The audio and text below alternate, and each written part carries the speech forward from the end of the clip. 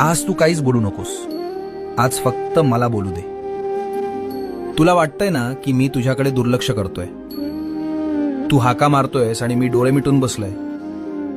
तू म्हणतोस ना, स्वामी मी तुमचं काय वाकडं केलं, माझ्याच नशिबात हे का. बाळा, तुला ते संकट दिसतंय, पण त्या संकटात मी तुला वाचवण्यासाठी काय सोसलंय हे तुला कसं सांगू. तुझ्यावर येणारा तो घाव मी माझ्या हातावर झेललाय.